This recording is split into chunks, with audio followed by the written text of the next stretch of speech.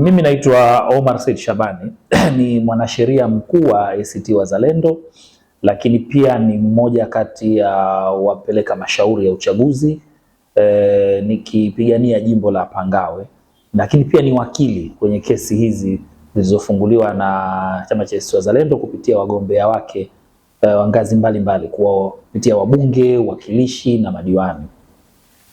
Leo tarehe 13 Februari Mahakama Kuu ya Zanzibar masjala ya Tunguu imetoa uamuzi ambao jaji wa Mahakama Kuu Jaji Salma Hassan ametoa uamuzi wa kukubaliana na pingamizi za awali zilizowekwa na wapinga maombi ambao kwa muktadha huu ni wasimamizi wa uchaguzi, lakini pia mwanasheria mkuu wa Zanzibar.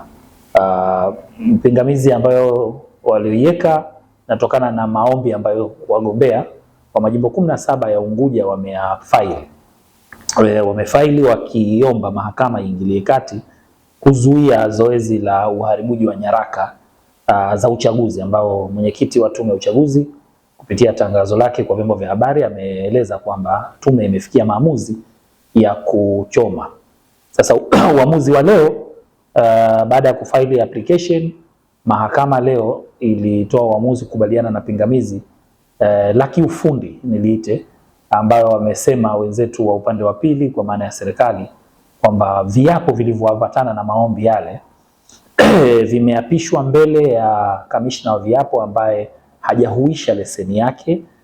Kamishna wa viapo mwenyewe ni wakili mwandamizi Usi Hamis Haji, na wakieleza kwamba kwa mwaka huu 2026 wakili Usi hakuhaulisha leseni yake, kwa hiyo hakutakiwa kusimamia viapo vya maombi ambayo tulifika mbele yake.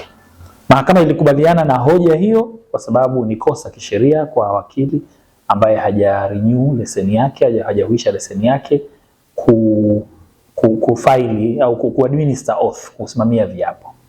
Na sisi kwa sababu ni swala la kisheria wala hatukuwa na tatizo kama mahakama imejiridhisha kwamba wakili hakurenew leseni yake. Lakini hiyo maana yake nini? Hiyo haituzuii sisi kufaili maombi mapya. Nitoe taarifa tu kwa umma kwamba mara tu baada ya Mahakama Kuu kutoa uamuzi, tayari wagombea 17 wa majimbo ya Unguja wamesha faili maombi yao mahakamani ya kuzuia uchomaji au uharibuji wa nyaraka hizi, maombi ambayo yashapokelewa mahakamani na kupewa na kusajiliwa.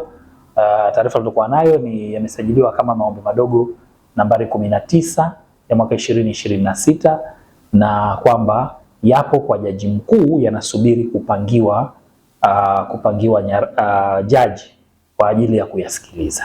Kwa hiyo nitumie nafasi hii kuwafahamisha wanachama, wapenzi na Wazanzibari wote na Watanzania wote kwamba wasiwe na hofu. Hili ni jambo dogo sana na tayari tushalirekebisha na tumesha faili, na sisi tunachokitaka kama chama kama wagombea tunachokitaka ni masuala haya yakaamuliwe kwa haki. Mahakama ipate nafasi ya kusikiliza pande zote mbili kwenye merit of the matter, badala ya kukimbilia kwenye technicalities, mbinu za kiufundi, mapingamizi yasiyokuwa na msingi sana au ambayo yanakusudia kufanya mwisho wa haki usifikiwe. Kwa hiyo sisi tutaendelea kupambana, sisi wagombea, lakini na mawakili wetu tutaendelea kupambana kuhakikisha kwamba kila kizuizi cha kisheria tunakivuka, na kama ilivyo spirit ya chama chetu na moto yetu kwamba mapambano lazima yaendelee.